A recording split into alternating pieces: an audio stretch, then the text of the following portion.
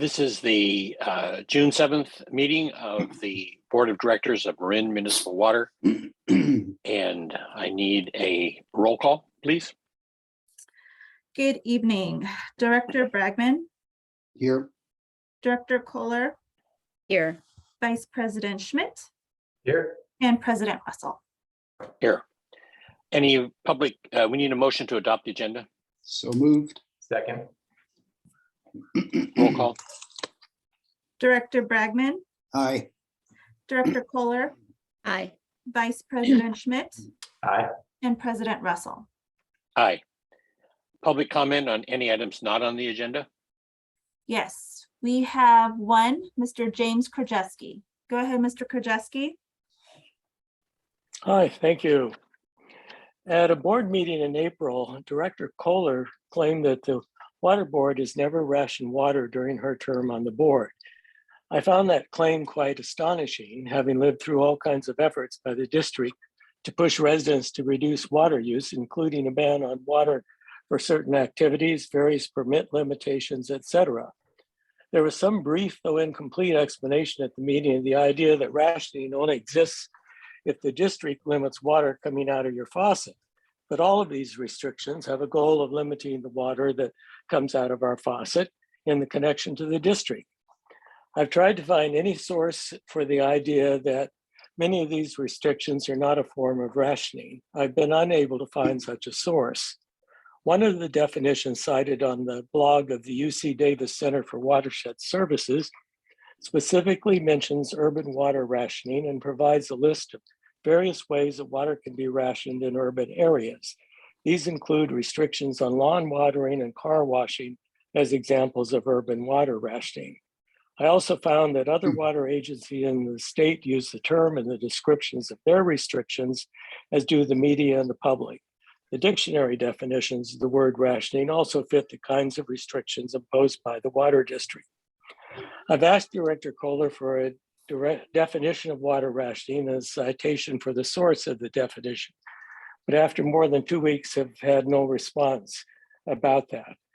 This caught my attention because, having been subject to various mandated water use limits over the years, it seems like such an Orwellian moment. The rationing word was apparently so offensive that it was removed from the slide on which it appeared. The word was apparently to be replaced by other vagaries such as water efficiency or demand reduction. The latter I translate as, we demand that you reduce your water use. We also demand that you not call that rationing. I guess I shall be comforted to know in the future that my local store never rationed paper towels during the COVID epidemic. They just engaged in towel efficiency and demand reduction efforts. I only bring this up again because this was a moment that made no sense to me, and I'm still waiting for a clarification of the definition in light of widespread use of the term rationing to describe water restrictions. Are you done, sir? Yes, thank you. I'm Okay, sorry. Thank you. Thank you. There are no further comments. Okay, Director and General Manager's announcements. Larry? I just guess I'll put in a plug for the Fairfax Festival, which is this weekend. So I hope to see some of you. I know maybe we'll have a team from Marin Water there to walk in the parade, but it'd be nice to see some of my fellow board members come up to EcoFest up at the pavilion and enjoy a good time in Fairfax this weekend. Cool, thank you. Monty? Nothing. Cynthia? Nothing for me. I have nothing. How about you, Ben? Just very briefly wanted to note, kind of introduce our new finance manager, not to the board. You appointed him, obviously, but to the public, this is, he just started this week. So welcome aboard, Brett. Cool. Thank you very Thank much. you. Ben. Okay. I need a motion to approve the consent calendar. Move approval. Second. Roll call, please. Director Bragman, Aye. Director Kohler, Aye. Vice President Schmidt, Aye. and President Russell. Aye. Okay, the next one is item 6. Very Getting to. quickly, President Russell, did we have any public comment on the last item? There are none. Thank you. Okay, item 6, water update, supply update. Good evening, President Russell and members of the board. Paul Cellier, Water Resources Director, with your water supply update. We last met, I think, to present this item on May 17th, so not too long ago. Since then, I'm happy to report that we have had about half an inch of rain, 0.61 inches of rain from that last storm. Yay. So if nothing else, that's going to, dampen the grass, keep the fires at bay for a little bit longer, or at least the risk down for us. Let me see if I can get this presentation started. So our presentation tonight on water supply will be fairly routine. We'll take a look at the reservoir current storage levels, have a peek at projections out through 2023, and then a quick update on the strategic water supply assessment before ending with a summary. Our rainfall is slightly below average, despite the 0.61 additional inches. We're hovering around 48.95 inches of rain, and our average is about 52. So pretty good, but we are a little below average. Reservoir storage, though, you can see in the blue line here is absolutely tracking with the average. We are just a hair above average at this point. So that's looking reasonably strong. As we move out into looking at our projections, just for members of the public who may be joining us, the black line represents our sort of historic storage levels. You can see where we were last October before the storms.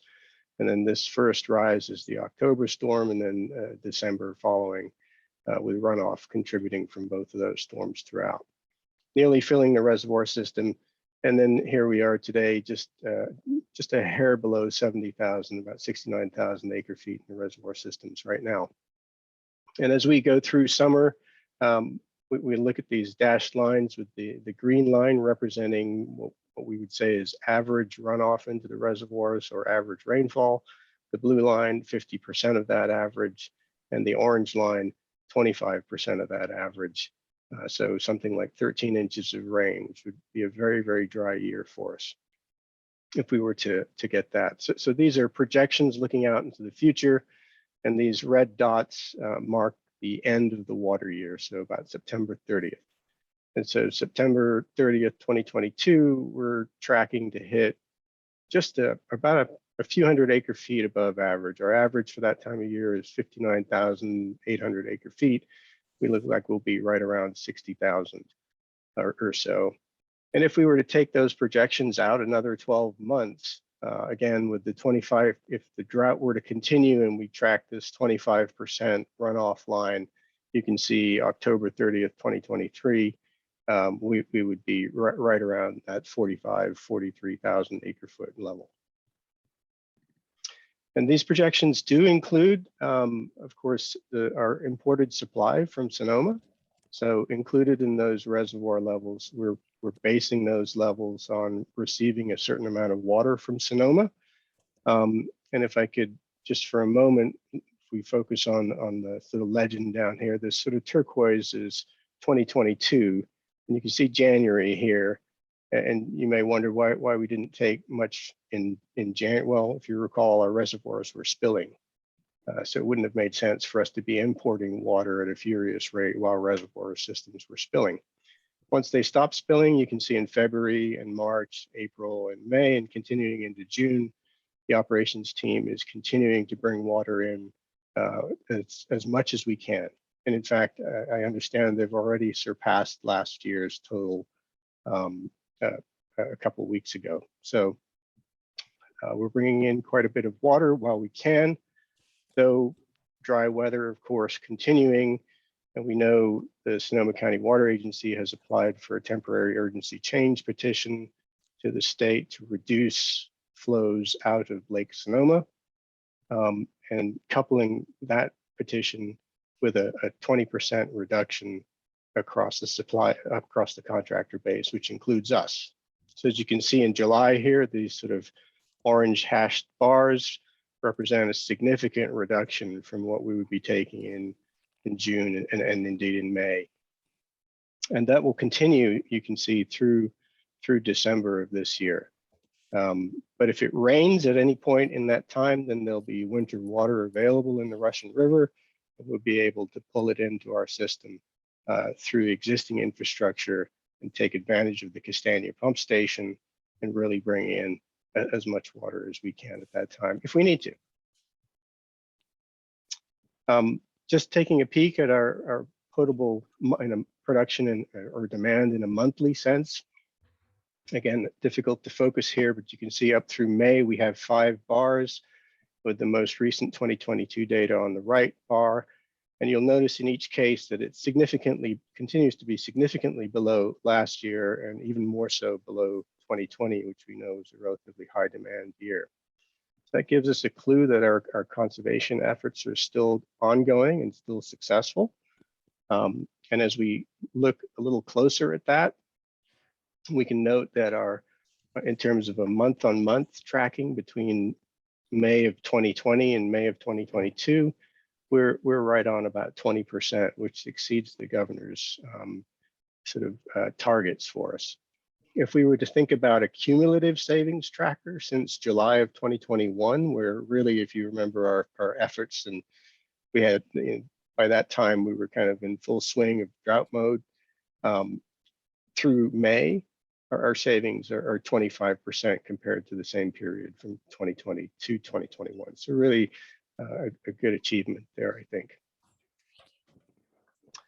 Moving to the strategic water supply assessment, just the project status. So as you know, we're for June 14th, we're coming to you with the sort of fully quantified scenarios. Graphic on the right represents the scenarios as they are today, with this abrupt disruption. Could take the form of several different types of, whether it's wildfire or earthquake. The sort of net result is very similar, but we'll be working to define that as well. And of course, we'll have updates to the model and refinements there. And then late June, I think 28th of June, I believe, is the meeting date. We'll be bringing the full water supply alternatives, including costs, feasibility, and so on. And we still need to work on this evaluation and sort of performance criteria for each of these options, and we'll be coming to you with some thoughts in the meantime on that. So again, our schedule for June 14th scenarios, June 28th is the water supply alternatives, and then in July-August timeframe, we'll be working on that evaluation process and getting into the roadmap itself. We think there's one last public meeting. We're not quite firm on the date yet, but it seems to make sense to target August so we can maybe do a wrap-up session that the public has an opportunity to engage with the project team at that time. And so in summary then, we're continuing our work on that strategic water supply assessment. Our projections, certainly for 2022, we're going to be right on the average for the end of the water year. And we're continuing our messaging to our customers from us, and of course, all over the state. You can't go anywhere without hearing it continues to be very dry. And so we're asking our customers to use water wisely and reminding them that we are indeed pursuing long-term water supply resiliency. And that concludes my presentation this evening. Thank you. Questions? So, Paul, when we're pulling winter water from Sonoma, are we still stopping our treatment plants and sort of using Sonoma to backfill our system? If need be, that's an approach that we used this past year, where we would shut down one of the treatment plants for a few days so that we could bring in really as much supplemental water as possible. Okay. But not all the time. I mean, we don't necessarily have to do that if the dams aren't spilling, is what I think? Oh, yeah, it also factors into how much demand there is. So in the wintertime, there may only be, 13, 14 MGD of demand. And so we may be able to provide the vast majority of that from just Sonoma supplemental water. So Okay. in other words, you wouldn't need production from the treatment plants. So during those times, are we shutting our treatment plants? We have done in this past winter to accommodate the most amount of supplemental water as possible. We can't do it for very long because it causes problems in the treatment process, and just the nature of our system. We need to have, for example, to get water just to Southern Marin, it's useful to have the Bontempi treatment plant functional. Okay. And then the other thing is you mentioned at a previous meeting of doing a study of any pinch points that remain in the distribution system. And I'm wondering, is that still in process? When can we expect to learn what our status is? It is still in process. We haven't quite wrapped it up. We've sort of been pedaling as fast as we can on the strategic water supply assessment, but I did just have a meeting with the consultant today, and we're discussing how to wrap that project up. So hope to have some more information for you on that in the coming weeks. Good. Thanks a lot. Monty, Cynthia? Okay. I would just like to say that I think our consumers are doing a great job of conserving and making our job easier. We appreciate that. Getting in compliance with the governor's request without having to harangue to get there is just a really nice thing. With that, can we get public comment? There are none. Okay. Well, thank you all very much. Let's move on to number 7, which is water efficiency update. Good evening, board. Carrie Pollard, Water Efficiency Manager. Let me go ahead and pull up my presentation here. All right. So this item and the next item were bumped from the committee meeting. And so, we'll walk through it, and we updated a few slides based on recent action by the state. But here's an overview. We'll go through the state drought regulations that were recently adopted. We'll take a look at a turf replacement survey that we conducted with our customers, and then also a nationwide survey that also provides some good information for us. I'll walk you all through the process we use for evaluating the costs and savings for each of our water efficiency programs. So this is specifically around incentive programs. And then we'll go through the ongoing incentive programs that we have in place for our customers and that were in place prior to the water shortage emergency, and we'll certainly continue and then wrap up with next steps. So starting with the state drought regs, the state adopted on May 24th some regulations to reduce water demand and improve conservation across the state. They were adopted May 24th, but we're still waiting for the legal process for the state, so they're not actually in effect yet. There are 3 components, and I wanted to briefly go through each of those. So starting with implementing the level 2 demand reduction action. So the italics on the top is the language adopted by the state board. It states that water utilities that have submitted a water shortage contingency plan shall implement all demand reduction actions that are associated with the stage 2 shortage level. So for us, our water demand reduction actions for each shortage level are detailed in our water shortage contingency plan. And what the state's really, they're using their formal terminology here, those demand reduction actions. What those really are, the list of prohibitions that would be called upon for any specific level.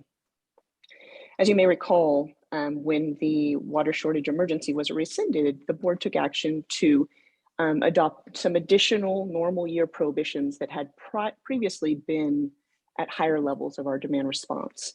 And so for us, our normal years actually exceeds what we have as our level 2 response actions. And as discussed prior, there's there's some work around updating our water shortage contingency plan to kind of align with where we are today, because that was adopted prior to those changes. So there's really no additional actions that we need to take to be compliant with this item. As Paul mentioned, we will continue encouraging our customers to conserve and use water wisely. And we can, of course, look forward to the state's campaign, because we know that they will have a robust campaign around promoting saving water throughout the state. The next item is the annual water supply and demand assessment.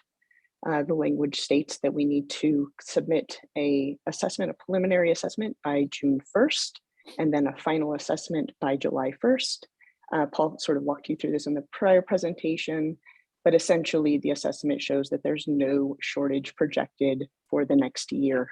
We did meet the deadline as required for the preliminary assessment, and then the final will be submitted as needed as well. Carrie, can you send the preliminary assessment around to the board, please? Sure. Yes, absolutely. The final item is the irrigation prohibition of non-functional turf.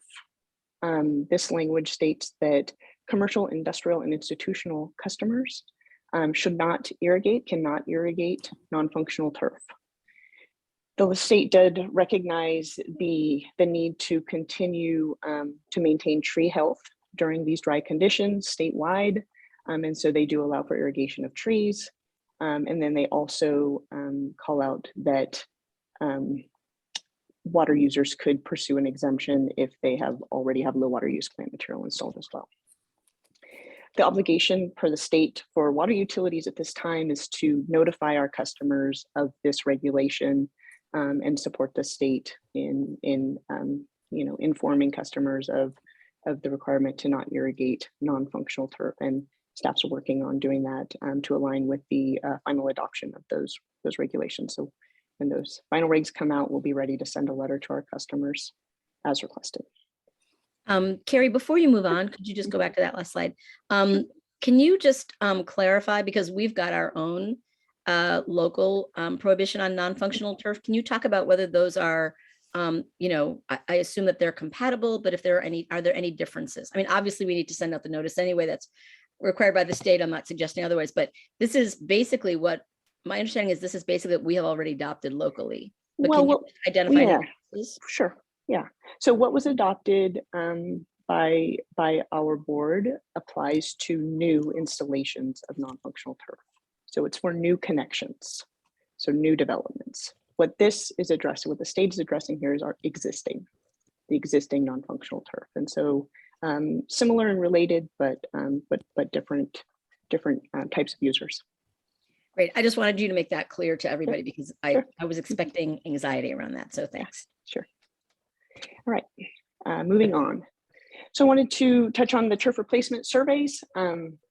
We did, of course, we've had this really successful turf replacement program as part of our emergency water shortage emergency response.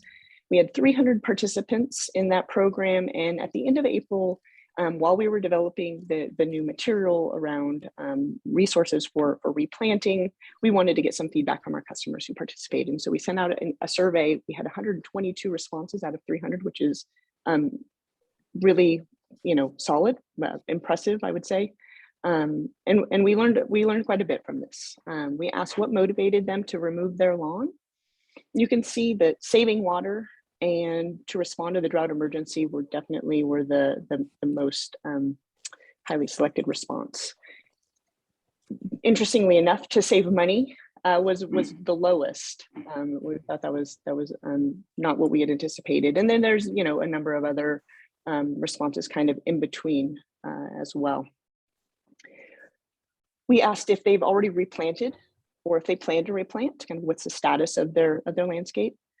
About 40% had already replanted, which tells us that there's an opportunity to influence that remaining 60% on what types of plants they would be installing. And that's really the value of having all the resources of the plant lists and the plant designs and how to hire someone and all the tools that are currently on our website.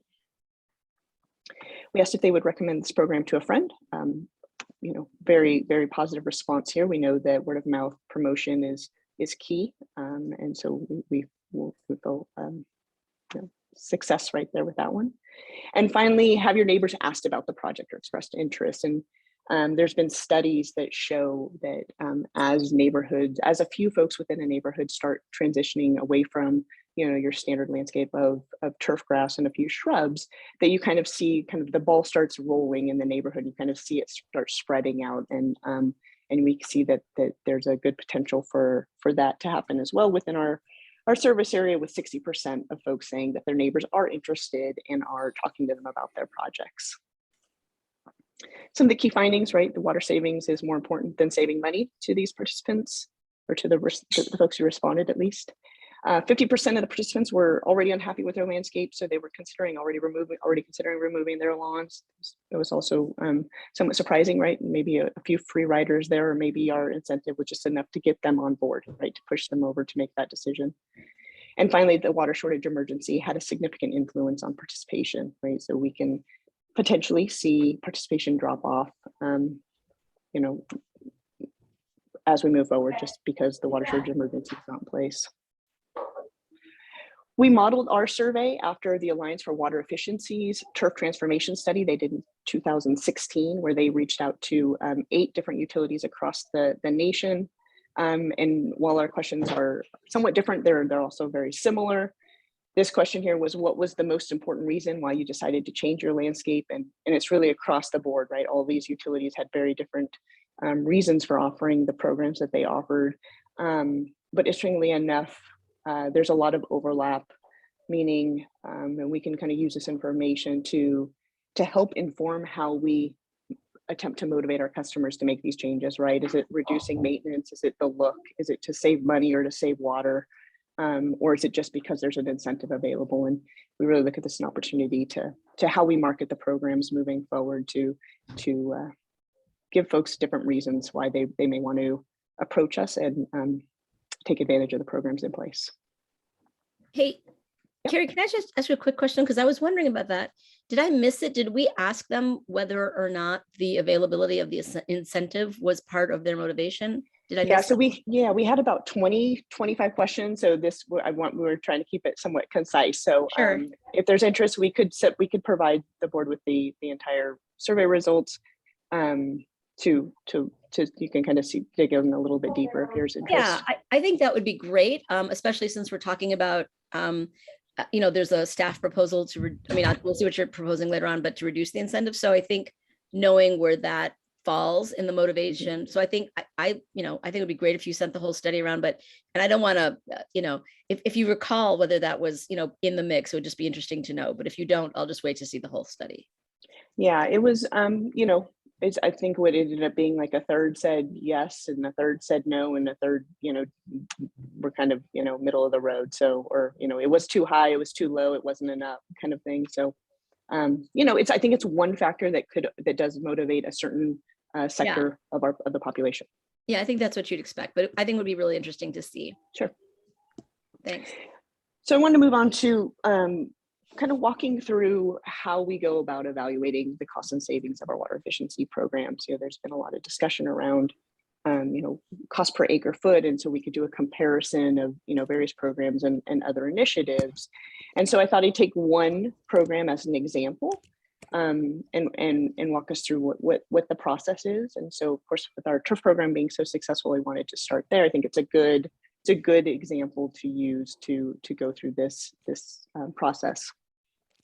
So what we have here is a comparison of the savings associated with lawn, or let me just back up a moment here. So when we do this analysis, starting with the water savings is the most important, right? So as I mentioned before, the amount of savings you'll achieve will be consistent regardless of the incentive amount. The level of participation might increase, but the kind of per fixture savings is going to be the same. And so it allows us to take those savings numbers and evaluate, run different models around what types of program design we should implement.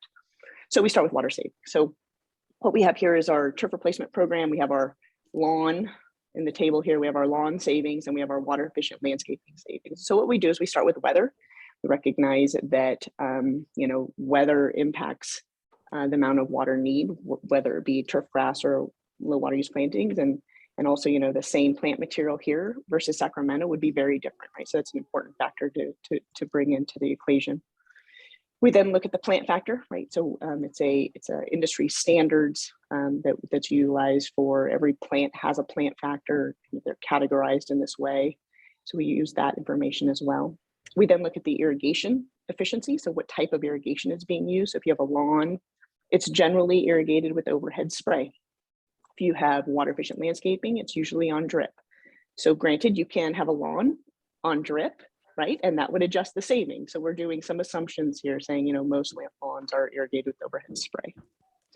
We take those figures and we plug them into a calculator that's used by the landscape industry to determine overall water use for a site. And that's our estimated total water use formula there. And we can see for lawns, it's about 38 gallons per square foot per year. And for water efficient landscaping, it's at about 9. So we assume the savings to be 28 gallons per square foot per year. And yes, I know 38 minus 9 is not 28. That's a rounding error, or not even an error. It's rounding, and we always round down. We recognize that we want to be as conservative, can be very conservative with our estimates. And if we achieve additional water savings, that's great. But we always want to be somewhat conservative with our estimates. So, and the other thing I want to note is that we assume plants will go back in, and that's why we do it this way, right? Because it would be a much higher savings number if we said, well, we're just taking out lawn and here's all the savings we would achieve. Well, we want plants to go back in, and so we want to account for that water need as well. So once we have the water savings, we then look at what types of incentive programs and what's the cost of those incentive programs, ultimately getting down to a cost per acre foot. So again, using the turf replacement program, we started with a $3 per square foot rebate in this analysis. We added in our overhead costs. So this is our marketing and outreach, our pre-inspections, post-inspections, processing the rebates, all the good stuff that goes into actually making the program happen, not just the rebate. I included the average square foot site here because I think it's useful as well. We look at those water savings, right? Assuming going from turf to low water use plantings, and then you factor in the useful life of the savings. And, when this analysis is done for turf, some utilities use 15, some use 30. There's not really a set number necessarily that's been decided as the useful life of savings. And that's because there's so many factors that could influence how long these savings will last, right? So is it, how well is the site maintained? Does the irrigation efficiency remain the same? Is the plant material maintained, or is it changed over time, et cetera?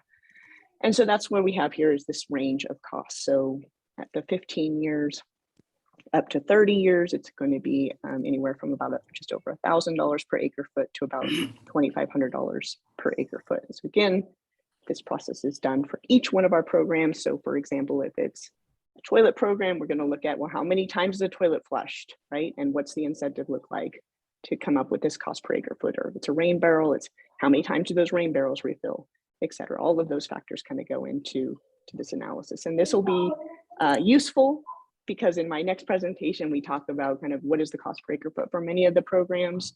And I wanted to walk through how we went about doing that here. Moving on to the ongoing incentive program offerings. So we have our Smart Irrigation Controller program. We have 2 programs within this kind of umbrella, a point of purchase discount, where we pay $100 and the customer pays based on the number of stations they're getting. This year we've only issued 30. You could see on the graph there that how high the level of participation was during the water shortage emergency, and so we're definitely seeing a decline. But it's great to see that we'll have all those controllers that were changed out last year, right? We'll continue to see savings from those. We also have a Smart Irrigation Controller, just a standard rebate for any controller that qualifies. And only 15 have been issued this year to date.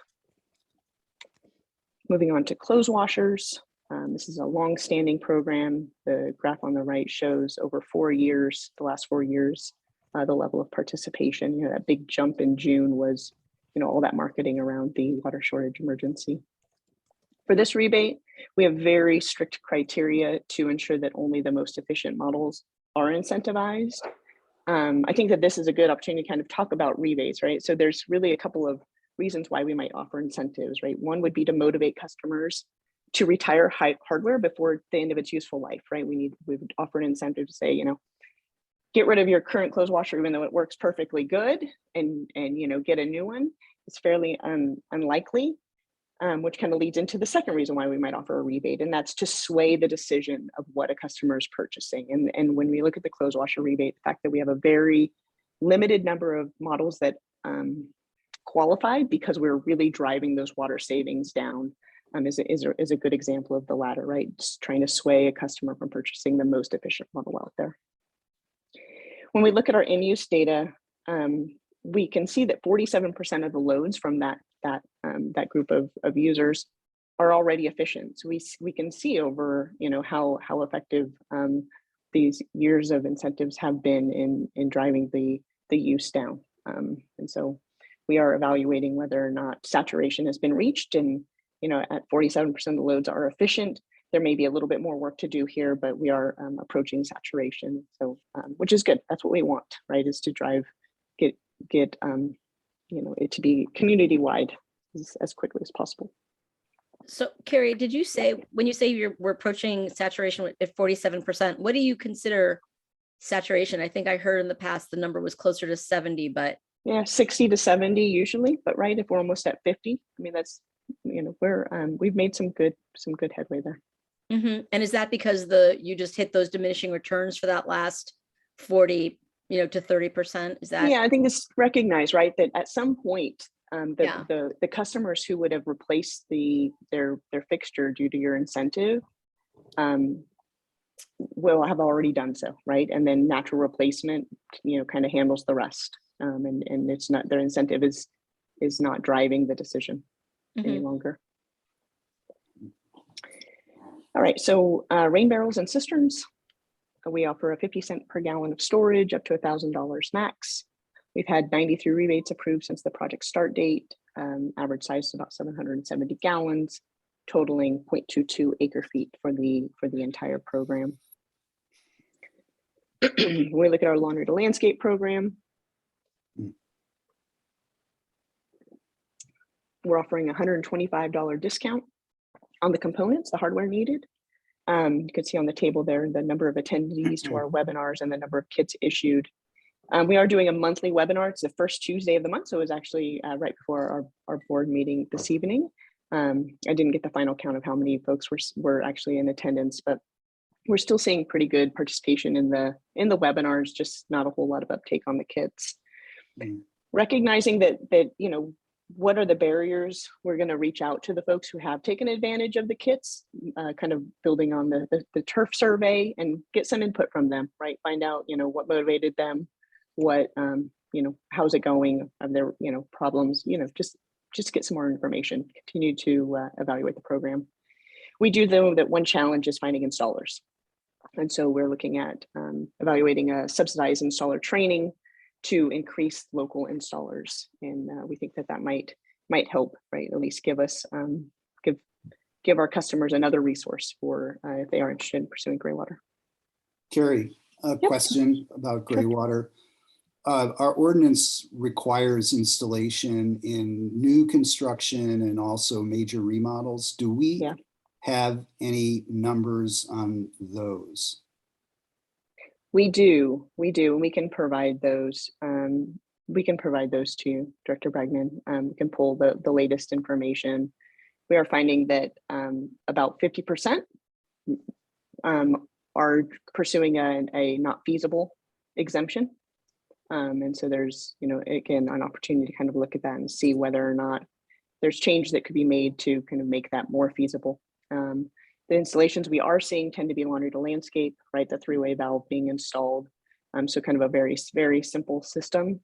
Yeah, and you know, every once in a while we get a site that goes all in, and you know, those are the wins for sure. But we can pull the latest data for you. And that'd be great. Okay. So wrapping up, next up, so continue to monitor our expenditures of the incentives that we have in place. So this is carryover from the prior meeting, attending community events. I replaced the community event slides with the state regs, and I missed that bullet there, but we do attend a number of community events. As mentioned, we have one this weekend.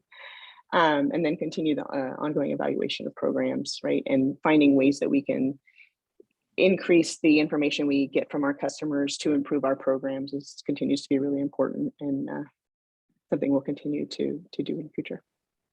With that, I'll take any questions. Carrie, that was great. Thank you so much for pulling that together. It's really helpful for us to take a look at these programs and see how effective they are, and to share that information with our communities. I was pretty compelled by the numbers on turf replacement, and I'm wondering maybe if Paul or Ben, you guys could speak to that relative cost per acre foot, how that compares to other sources of our water that we are. I know that our water supply assessment is going to come up with similar cost per acre foot numbers on different alternatives, but like just in terms of comparing the cost to our imported water from Sonoma, for example, I think that putting that number in some context of what it takes to acquire water would be helpful for our listeners. Yeah, so Sonoma water is ballpark, Paul, it's about $1,600 an acre foot is our imported water. I think we'll obviously be seeing the costs as part of the water supply assessment for additional supplemental water. I suspect that'll be significantly higher, but it'll be different for the different options. Ben, that's really helpful. Is that $1,600 per acre foot for the Sonoma water?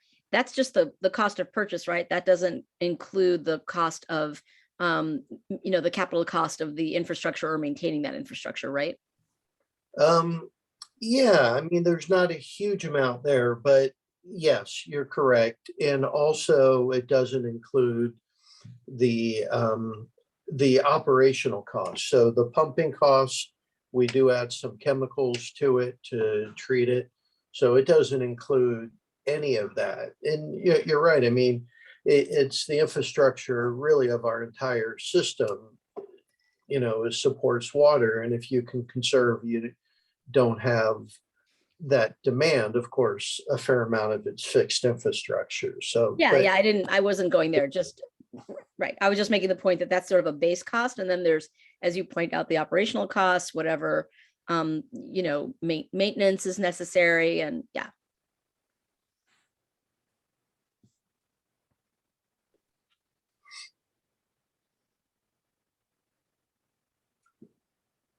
Well, I'll just jump in and say, this is exactly the kind of metrics conversation that, we've been needing. So I really want to thank Carrie and the rest of the team for putting this together. It's really helpful and, and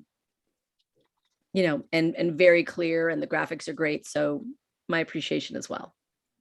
Yeah, second that. Yeah. Cost per acre foot is a pretty interesting number.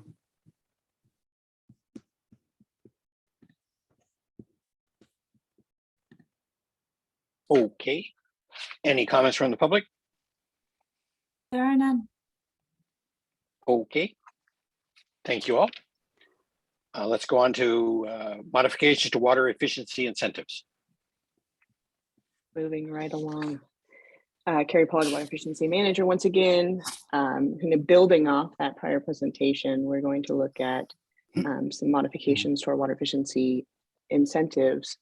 I want to start with a bit of background, kind of, to tee up why we're even having this discussion, or why it's appropriate for us to have this discussion.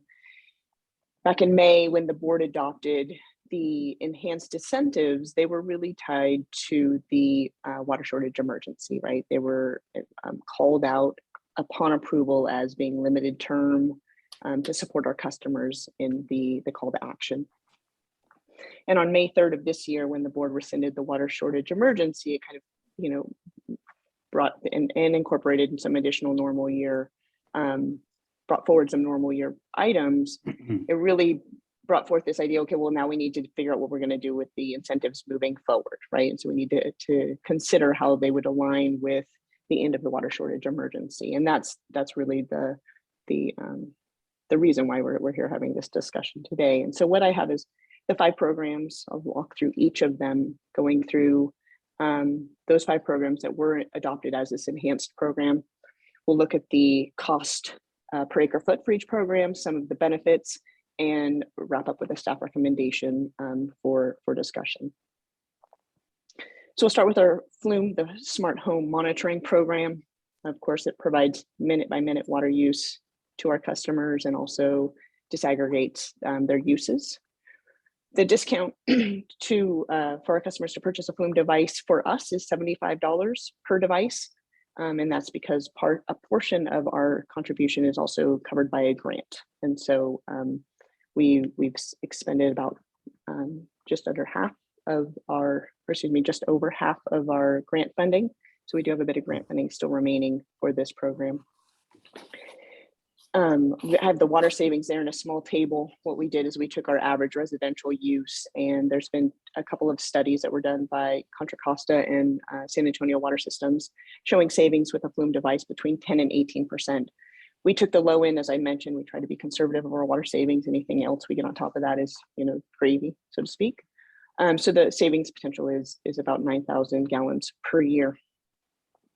Another benefit we found in looking at the in-use data is that when we looked at leaks, 50% of the households that had a Flume device had a leak at some point. And the average duration of that leak was 9 hours. When we think about our 60-day billing periods, right, and that how long those leaks could have gone on for, seeing that they were repaired on average within 9 hours is really impressive, right? That really kind of goes to show that what the savings potential is for having this real-time data being provided to our customers. When we look at the cost, this is really a turnkey program. There's not much staff time involved, which is nice. Kind of keeps the cost actually incredibly low at $401 per acre foot.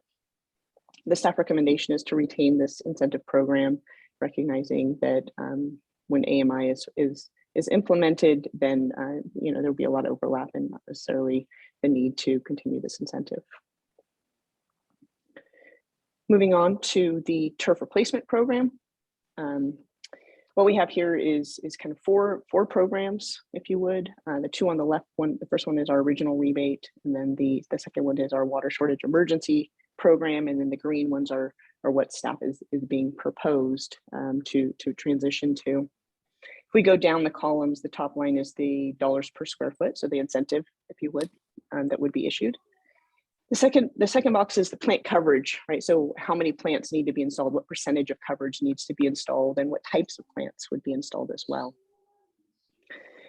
Best practices is the next box down, so kind of going beyond just plant coverage and types of plant materials, but what other requirements might be included in the program. The savings, as mentioned before, is 28 gallons per square foot, and we assume this across the board, and then finally wraps up with the cost per acre foot for each of these programs. I do want to recognize that during the water shortage emergency, we removed the planting requirement, right? And so at this point in time, as long as this program remains in place as is, there's no planting requirement, which means our customers could take out their lawn and put in high water use plant. They could put anything in, right? I mean, well, really probably anytime they could put anything in, but what it is having this plant coverage requirement and the plant water use classification requirements allows us to guide our customers to ensure that we achieve these long-term water savings, right?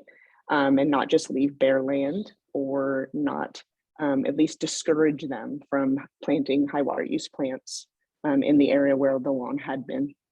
And so when we look at the proposed base rebate and the top tier rebate, what we're really looking for there is to drive our customers to those low and very low water use plants, to encourage plant coverage requirements, to encourage trees to be replanted in those areas, and also, at the top tier to, incentivize installation of natives, fire smart planting, alternative water sources, and all the other benefits that could be captured when you're doing a landscape, conversion. When we were developing this program, we did do a peer review. We wanted to see kind of what others were doing in the region. There's a range with East Bay Mud at 75 cents, but they do also have a tier, right? So they have a higher incentive, similar to what we're proposing for a more aggressive program, if you would.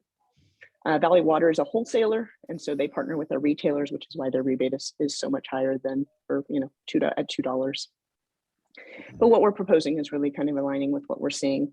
I will just mention that the folks who are experiencing drought conditions in our region are using the tool we used last year, which was discourage planting, right? To defer planting, and that's something new that wasn't done during the last drought. And so I think there's a lot of appreciation around kind of using that as an idea, and we're getting a lot of recognition for bringing that forward and kind of incorporating that into our program. But now that we have the adequate water supply, we really want to go back to encouraging appropriate plant material to be reinstalled, which is why the program recommendation we have listed here would be to have a 2-tier program with the lower tier as a base rate for with fewer restrictions, kind of a little bit more turnkey for customers who don't want to go through the top tier and have mostly natives and alternative water sources on their site.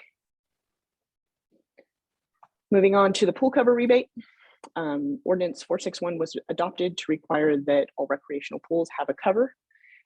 We have discussed in the past the benefits of reducing evaporation from pools, and the table down in the lower right-hand corner shows the potential pool savings from covering a pool, or I guess that's showing all of the evaporation. So the savings would be, a range of 30 to 90%, depending on how often that cover is used.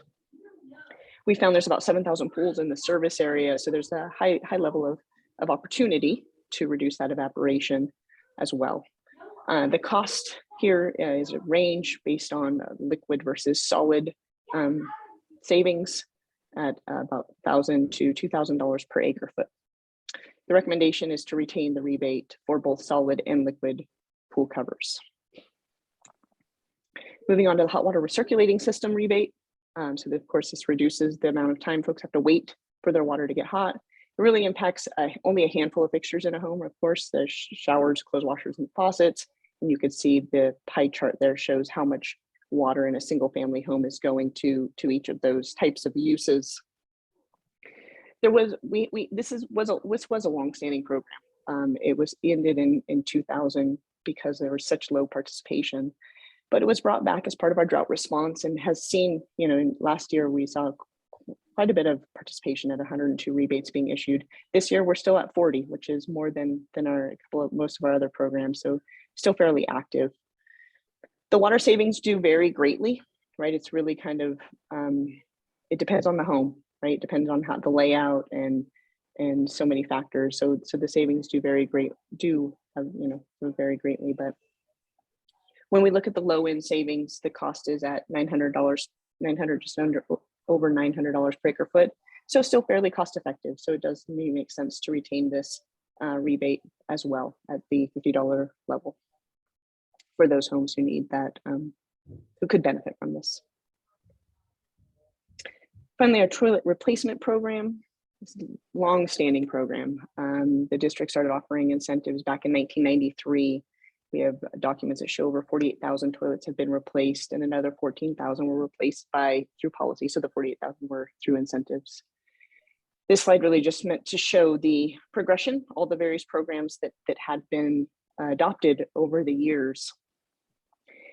And when we look at the in-use data, the toilet flush volumes and the water savings potential, we can see the benefit of having that long-standing program for all those years. The majority of toilets, 30, I had this added up in my head before, 40, almost 60% have already installed or are already considered efficient, which is great. Again, those few that are still on this tail end here, it's unlikely that our incentive is going to motivate them to make the change, and that's where we would get the majority of our water savings, right? And so having had this program in place for so long, despite the cost only being per acre foot about $1,500 per acre foot, we do feel that those funds would be better off used elsewhere, and the recommendation is to suspend the high efficiency toilet rebate program, recognizing that natural replacement will likely take advantage or change over and get the savings for those remaining fixtures.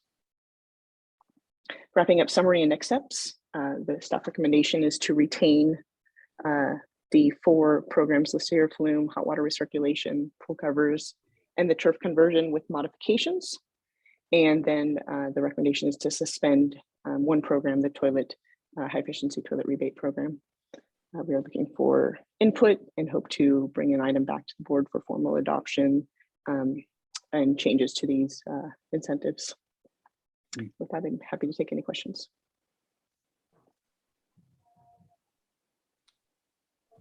Could you explain the logic of getting rid of the toilets? I don't understand it. If it's a minor number, it's a minor cost. What does it hurt?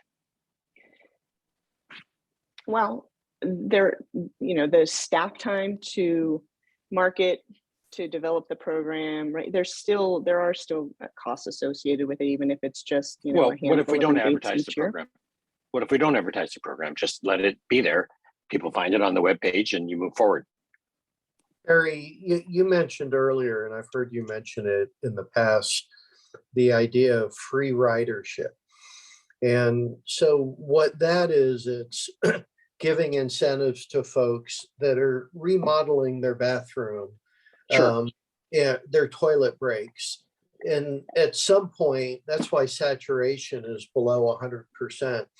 At some point, that's who's benefiting from incentives. People that are simply doing it anyway, and their contractor or plumber says, I think you can get $50 or $100 from the water district. So, that's part of the calculus of public money. How do we use it as wise as possible? So, I think it can go either way, but I just wanted to add that piece to it. I've heard Carrie talk about it a lot. Aren't there even higher efficiency units out there, like ultra high efficiency units? Right, and so those are the ones we are incentivizing. We only offer, there's a law that says you can only purchase a 1.28 gallon per flush toilet anywhere in the state of California. We are incentivizing toilets that are flushing at 1.1, which is, a bit of savings. But aren't there units that actually require less than a gallon per flush? Yeah, there are 0.8 gallon per flush toilets. There's only a handful of them, right? So it's fairly small market. And it's essentially would be, we have an incentive for something an item people can't find, which is just adds to the frustration of,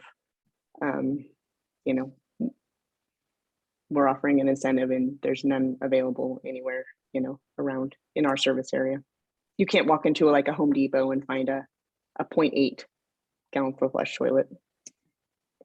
But readily. they're out in the marketplace. They are in the market. They're just difficult to procure locally. And usually it's when someone needs it, it's when they need it now, not, on order. Okay. But maybe if we incentivize it, we can kind of encourage that part of the market. I think if we retain it, I would recommend that we want to make it as, maximize the water savings. If we're going to retain the incentive, we would definitely want to maximize the water savings. Yeah, that's kind of where I'm going. So, or why not have the toilets available through the water district? Why don't we buy 50 of them and say you can buy them from us at our cost? And that gets rid of the delay of getting your toilet.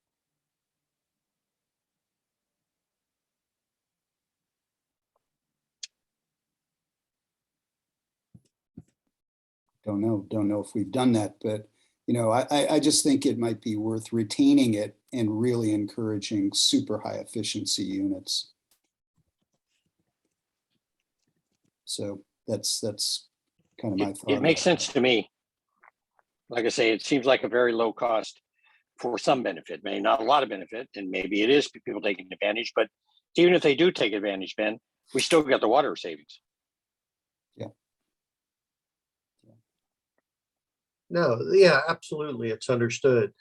And of course, the difference of what you can get on the market in the super high efficiency, and I'm not arguing either way on this one, gets pretty marginal, right? From 1.2 to 1.1 or 0.9.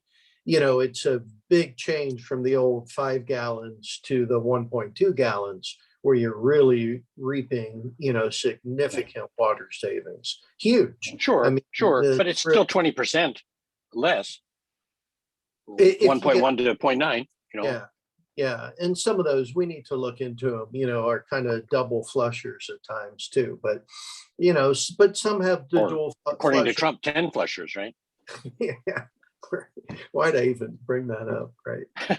Well, you know what's funny is I looked for one of these toilets. I couldn't find them. So it was interesting to hear Carrie say that she couldn't find them either. You know, 1.2s are easy. Get below that. I mean, they're available. You know, you can buy them on the line and stuff like that. But as far as at the Home Depot, I didn't see anything like that. Well, maybe if we incentivized it, you'd find them at Home Depot here. You know, I mean, it's just got to kind of see if we can help make that market, encourage that. Yeah, market. or maybe we can go and tell Home Depot, you know, could you please order 50 of these or 80 of these, and let them do the stocking, you know, and then they'll come back to us after a year and they say, we haven't sold any. We're not too happy about this. Okay. Or they'll say we sold them all.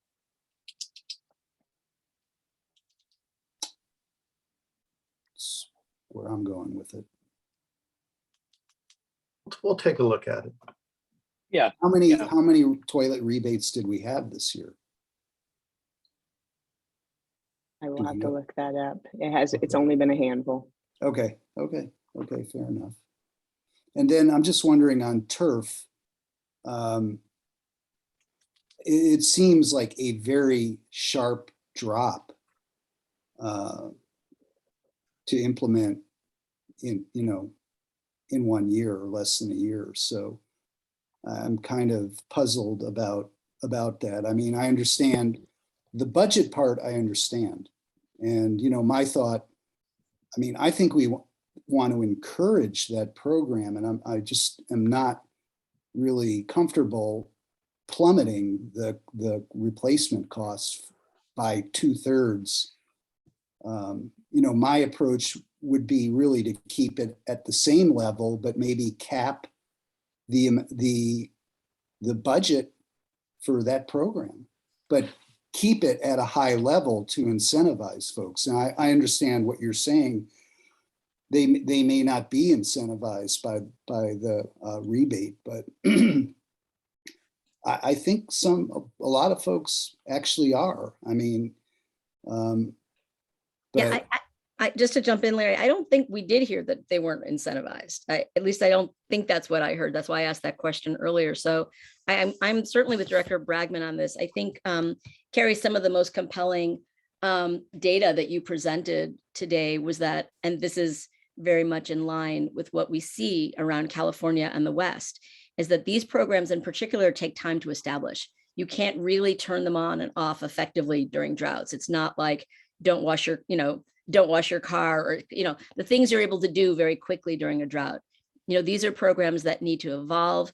The data that you provided about, you know, people talking with their neighbors, and also it takes staff. I mean, it takes people. You need the nurseries to be up to speed. You need the landscapers. You can't turn that industry on and off. We're trying to build, I mean, in some ways, you know, it's easier with toilets, you know, of course, I mean, stores can stock them or not stock them, but with the turf program, you need landscapers, you need, you know, landscape architects, you need design firms, you need like the growth of that infrastructure, you know, that sort of social financial infrastructure. You need the nurseries to get used to stocking these plants and building a business around that.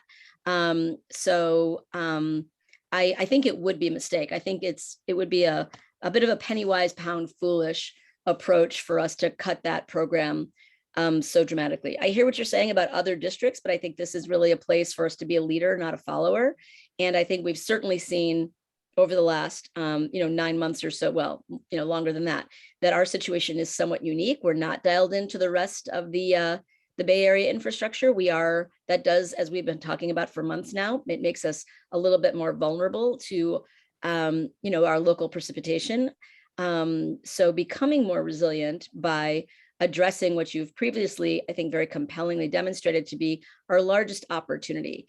And this is, again, not a mandate, right? Nobody's saying that anybody has to participate in this program. But you know, to the extent that we can encourage that, we can make that a more regular part of you know, of the of the fabric of how we do landscaping here, I think the better. So I would not be comfortable supporting the proposed reduction in the rebate. And if we're really concerned about how people are going to respond, we can do it. We can do a poll. I appreciate that you did a survey, but that's pretty limited. And you know, maybe we need a poll because at least what I've seen, you know, in other polling in other parts of California and the West, I would never say that the incentive was the determinative factor for every single person, but it certainly is a factor for many people. The data seems pretty clear that when the rebates are higher, more people participate. Do you have any data to the contrary? Well, I just wanted to speak to the financial, because that's certainly a key consideration. I think Director Bragman's suggestion would be the only affordable approach to keep the rebate where it is.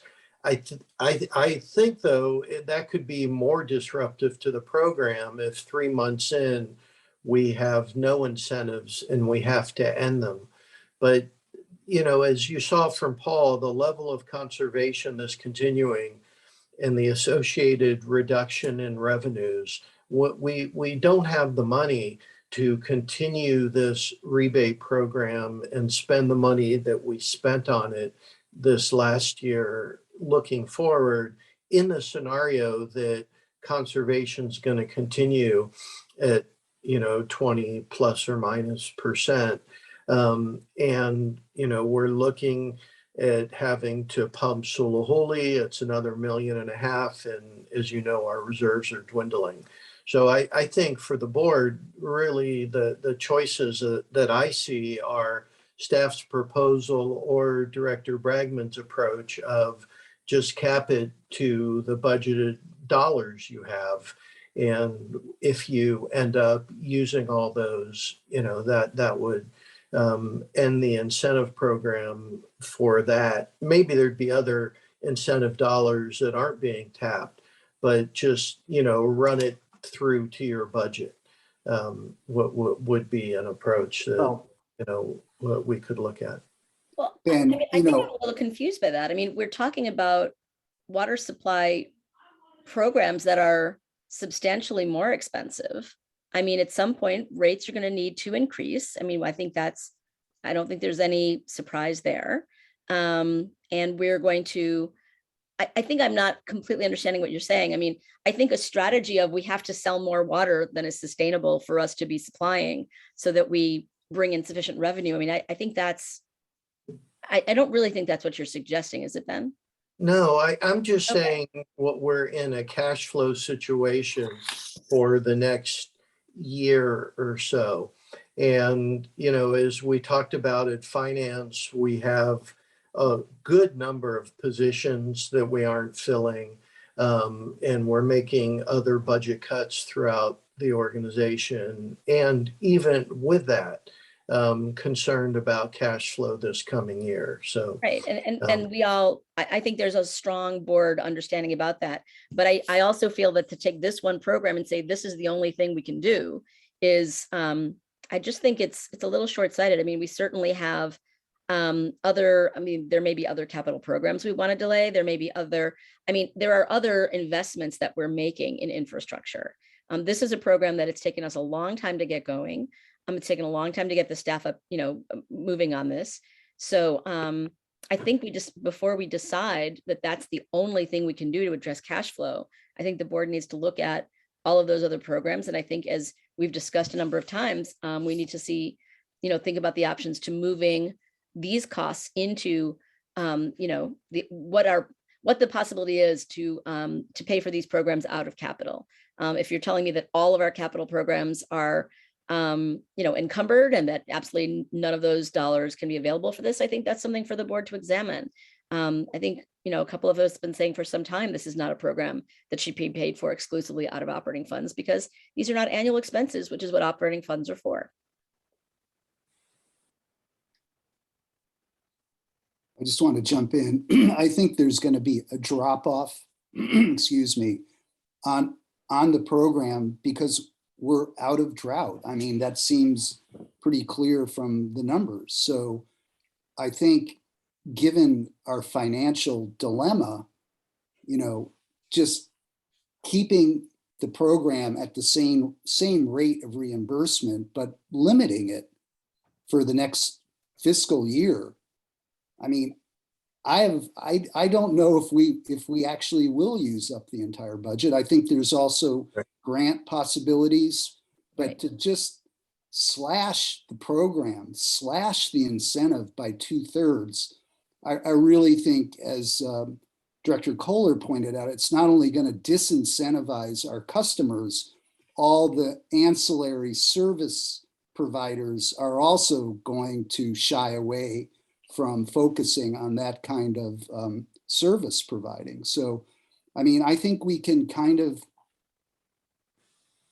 cover both sides of the equation by just, keeping it where it is, but limiting it and limiting total expenditure. I mean, that actually may create a higher demand for the next season when we're in better shape. So that's kind of where I've been at on this since we begun talking about it. So that's kind of where I think that would work. Yeah, I hope it would. I really think we should encourage the program and keep it at that higher level to incentivize folks. Do we have a sense of, this is a really good discussion. Do we have a sense of how, is there already at Carey like a pipeline of projects that are moving through that is kind of baked in already? And then do you have a trend analysis of when we saw these projects last year, so that we can see where are we currently in maybe a cycle of when these are being put in, or maybe it's steady throughout the year, I don't know. Yeah, so I mean, I think last year was an anomaly, right? There were so many customers coming through, but what we've seen is it takes them about 60 days or so to get through the program. Part of the recommendation would be to extend that out so that we get a little bit more time. But there's definitely a drop off. The project sizes over the last 3 or 4 months have also gotten smaller as well. I think that there was a lot of folks who were motivated by during the drought, right? During the water shortage emergency to take action did so. And we are definitely seeing a decline over the last, basically for this year so far, this calendar year. I mean, I know it'd be a crystal ball exercise, but do you think you could project where you think it's going? And maybe that could give us a sense of an actual, what if we did nothing, if we left the program as is, what would be the fiscal impact of it? Because that might give us a way to bound what our exposure is likely to be and whether we need to do anything at this point, because it seems whether maybe it's kind of taking care of itself. I think that could be helpful to them. I think there's a couple ways we could look at that, right? So the tiered program that was proposed adds additional barriers, I would say, or parameters, program requirements, right? That really will help us achieve those long-term water savings. It's not just get rid of your lawn, it's install these types of plantings and, take these additional actions to, make your site more sustainable overall. And if there is a higher tier, whatever the higher tier number is, I would say staff recommendation would be to have those parameters as be part of that program. And just adding those types of requirements will also kind of somewhat weed out, if you would, some folks who may not be willing to go that far. But having that lower tier program in place as well, that allows someone that does a little bit less, maybe with less restrictions, but a lower incentive would make sense as well. That's why it was designed that way. We want to drive customers to give us the maximize the water savings while they're actively engaged in the program. Which doesn't necessarily answer the question about the numbers. I'm not sure what the crystal ball would be, how many participation we would see, but we think it'll be a decline. Well, we can bring back the data on what the trend has been and the decline and try and do some projections. Carrie's also, what we're proposing is a two-tier effort to encourage a drought-tolerant planting. And Carrie's talked about this before, that one benefit of that is you're most likely to have a longer sustained period with your turf out, right, if you've replanted and put a drought tolerant plant. So you want to figure out a way to encourage folks to do that. So one approach would be we move to a two-tier, but we keep the top tier at $3. And the first tier could do $1.50 or $2 or something like that, with the cap for total revenue that we may or may not hit, given the discussion and what we're all seeing. Yeah, So I mean, I think. Yeah. Sorry. No, go ahead. I'm sorry. No, I mean, I think we have to do that given our financial pinch that we're having right now. I don't think we can leave ourselves vulnerable for a huge surge of turf replacement. And I don't think we're facing it. I think adding the requirement for replanting will somewhat reduce the volume, but to keep that incentive there, as you know, really institutionalize a high incentive, I think really would be a real wise policy direction. Yeah. And I think, you know, and I'm fine with capping the program. I don't have a crystal ball at all. I do think that the more we push the program, the more people participate. So I think maybe a compromise is we don't necessarily need to push the program, but keeping it in place so that you have that local infrastructure, you know, the nurseries, the landscapers, you know, just that conversation among neighbors that Carrie, I think, so effectively documented. I think that's momentum we don't want to lose, because, you know, we've talked a fair amount about how the reservoirs are doing well, but we also know that can change very, very quickly. And I'm not seeing any crystal ball telling me that we're guaranteed to get, you know, a huge amount of rain in this fall. So it takes a lot to gear up programs like this. They don't turn on a dime. It takes years. And again, you know, we talk a lot about data here, and that's one thing. I mean, Carrie, I'd be interested in your view on this, but there seems to be quite a lot of data on that all across California. Maybe not, you know, anyway, there's a lot of experience with these programs now.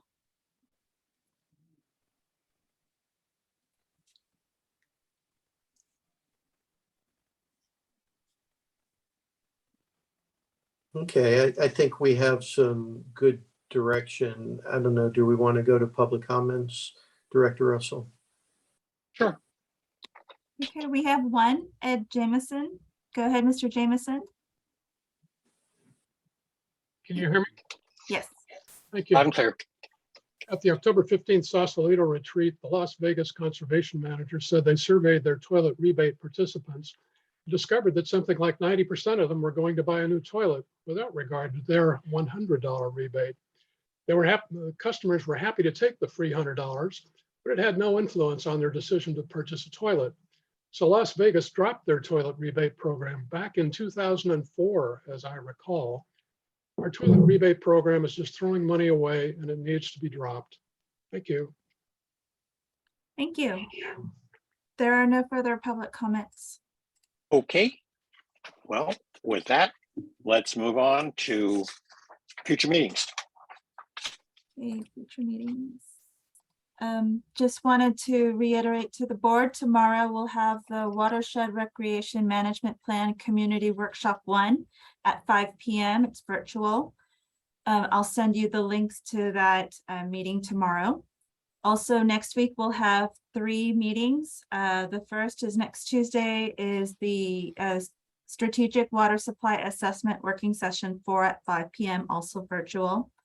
Thursday is the Watershed Committee meeting, the quarterly Watershed meeting at 1:30 p.m. Thursday, June 16. Friday is the Operations Committee meeting at 9:30. And then there is the external meeting, Lagunitas Creek TAC. They have, that committee has a meeting on Friday, this Friday at 9 a.m. And that's all I have. Okay. Could I- just one quick item. At the last meeting, I requested whether staff could give us a summary of PG&E's fire prevention work in the watershed for the last few years. I know the last report was that they replaced a grand total of 1 pole in the last fiscal year, which I described as underwhelming. I'm just wondering if staff has the statistics or the numbers that you could get me for the last, or that you could get the board, I should say, for the last three or 4 years, just to see where we're at. Yeah, we'll get that out. Would appreciate it. Thank you. Okay. With that, any public comment? There are none. Okay. Thank you. Let's adjourn the meeting. Thank you very Thank you. much. Good evening, everybody. folks. Bye-bye. Okay. Thanks, Bye. everybody.